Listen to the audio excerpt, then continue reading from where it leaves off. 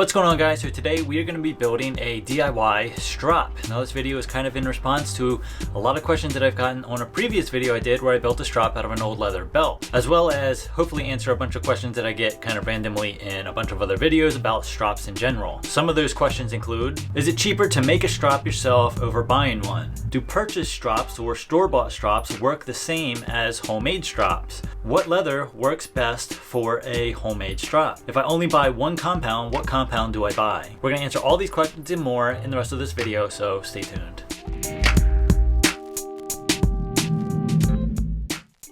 So let's talk materials and cost. I think most of you will only have to buy two things for a DIY strop. First, leather, second, compound. This leather cost me $12.75. The compound cost $13.95 for a total of $26.70. Now that's about the same price of a Knives Plus strop block. Now there are some other things that are going to be needed for the build, but I think most of you have these things already lying around the house, like glue and something to glue the leather to. Or if you don't, can easily be scrounged from somewhere else.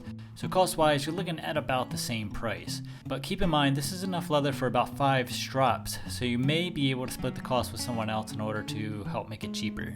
Now over the years, I've used all kinds of leather to strop on. Everything from old tool belts, boot leather, leather welding gloves, to old belts. If you're looking for a strop that will simply remove burrs and simply refine the edge, any leather will do. I haven't found there's a significant difference between types of leather. They will all work. Your choice of compound is more important than its carrier. I like green chromium oxide. I think it's a good mix of cutting and polishing.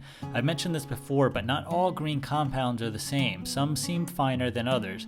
However, they all are capable of getting a hair whittling edge. Technique has a lot more to do with it than the exact compound or the exact leather that's being used. Now I realize this doesn't apply in any and all situations.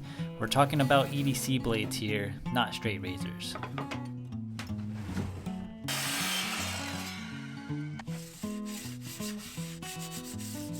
This is a really simple build, but basically I'm using a piece of scrap plywood that I cut down to 12 inches by 1.5 inches, then cut two 10-inch pieces of leather.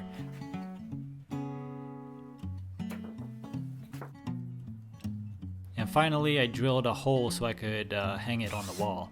Very simple stuff, anyone can do, no fancy tools required, although if you have fancy tools, no sense in letting them go to waste.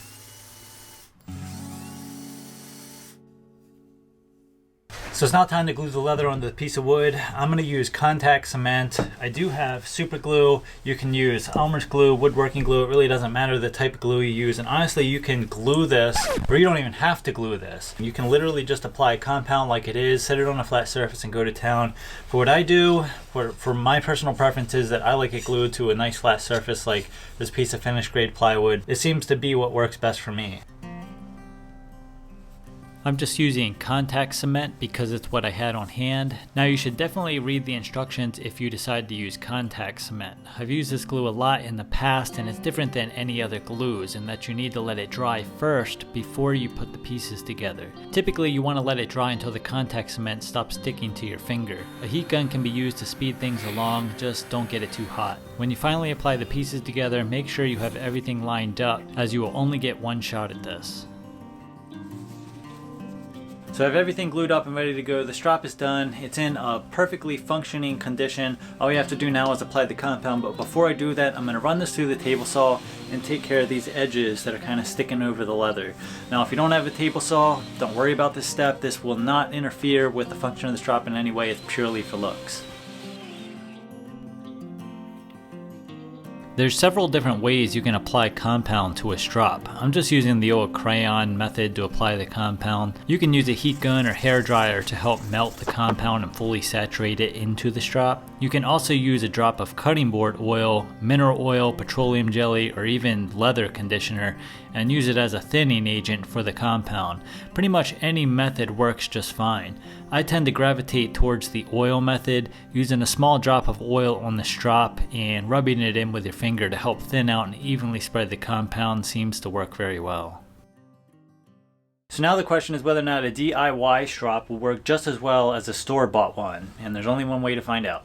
Doing things yourself usually requires some sort of knowledge or skill in order to get professional results. So how does a DIY strop that takes literally no skill to make stand up to the tried and true knives plus strop block? Well, honestly, I can't tell the difference. I spent way too much time sharpening, stropping, cutting phone book paper, and whittling hairs, and again, I still can't tell the difference. If anything, I think the DIY strop has a slight edge, pun intended. My DIY strop has two sides. That means if I want to, I could apply a totally different compound to the other side. Or like I did here, apply grain to both sides and use the rough side for starting and the smooth side for finishing. Not to mention you get a longer stropping surface, which is always a nice thing to have. Going back to the beginning, I feel like stropping technique has a lot more to do with your results than the strop itself, under these circumstances. Much in the same way that technique on a stone means more than the stone itself. Making a strop yourself is a great way to start making stuff. It can't get any easier and will provide you with a tool that will make a world of difference in your sharpening. As far as which strop is better, it really comes down to what you want as a user. If you want instant gratification and a tool that you can use right out of the box, the strop block is the way to go. If you're new to DIY projects, this is a great thing to start on. If you're an old pro, well, the answer should be easy. Hope this video helps answer some questions in regard to making your own strop. As always, don't forget to like the video, subscribe and share. It really helps out the channel. I really appreciate it. Just want to thank you guys for watching, and I'll see you in the next video.